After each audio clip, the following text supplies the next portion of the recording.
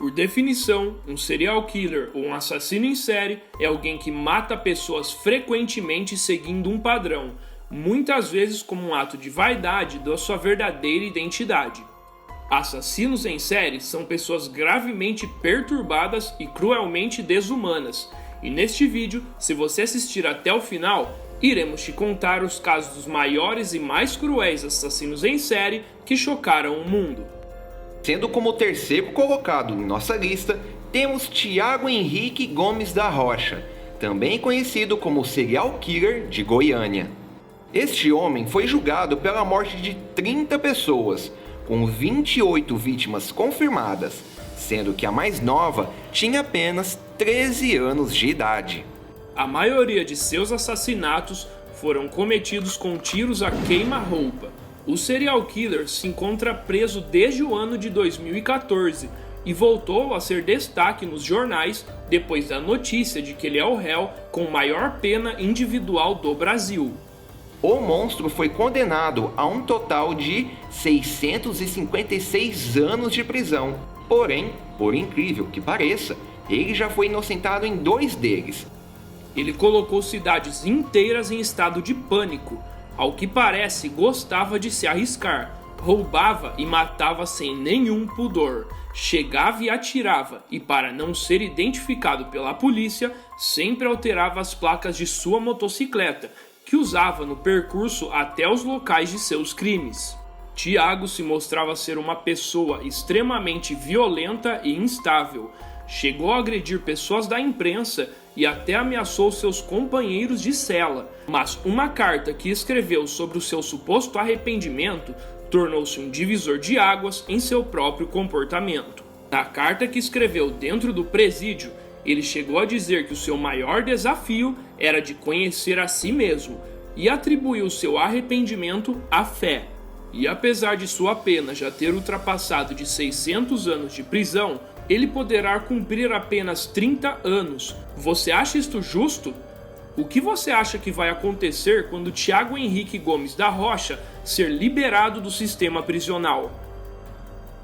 Sendo o segundo colocado em nossa lista, temos Andrei Chikatilo, também conhecido como o açougueiro de Rostov, que fez um total de 52 vítimas, onde em sua maioria acabaram sendo esquartejadas. Durante o seu julgamento, que acabou durando 4 meses, Andrei ficava dentro de uma jaula. Isso com o objetivo de impedir que os familiares das vítimas que ele havia assassinado fizessem justiça com as próprias mãos. Muitos curiosos na época se aglomeravam nos tribunais, apenas para ouvir da boca do próprio assassino os horrores em que ele havia cometido. Em suas declarações, o assassino contou a maneira como praticava os seus crimes, dizendo que comia suas vítimas e chegou até demonstrar como cometia essas atrocidades em um manequim.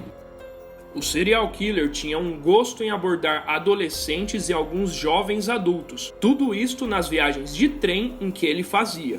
Ainda no tribunal, ele chegou a dar um depoimento onde comentou que nos momentos em questão sempre se sentia como se fosse um lobo enlouquecido e que durante suas torturas, quanto mais vítimas sentiam a dor, mais ele se deleitava em prazer.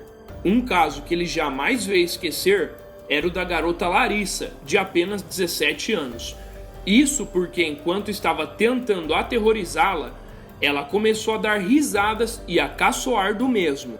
Por conta disso, Andrei ficou enfurecido.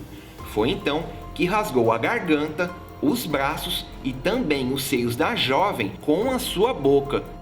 Fiquem sabendo que no final da história, a justiça foi sim feita. Andrei foi condenado à pena de morte e executado com um tiro em sua cabeça. Isso em fevereiro de 1994.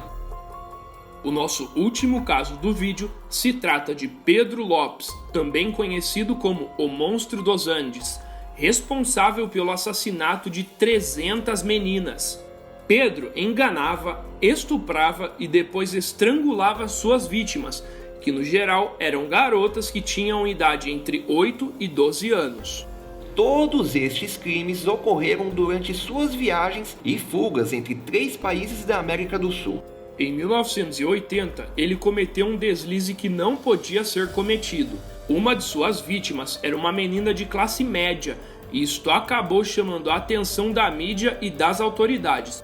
Sem medo do que poderia acontecer, ele continuou agindo na insanidade, e foi no Peru que, ao abordar uma menina em uma feira de rua, acabou chamando a atenção de uma senhora, e com a ajuda das pessoas que estavam na feira, o cerco foi fechado contra Pedro, sendo entregado às autoridades. Em 2002 acabou voltando para a cadeia, onde continua até hoje, e desta vez, finalmente, foi condenado à prisão perpétua.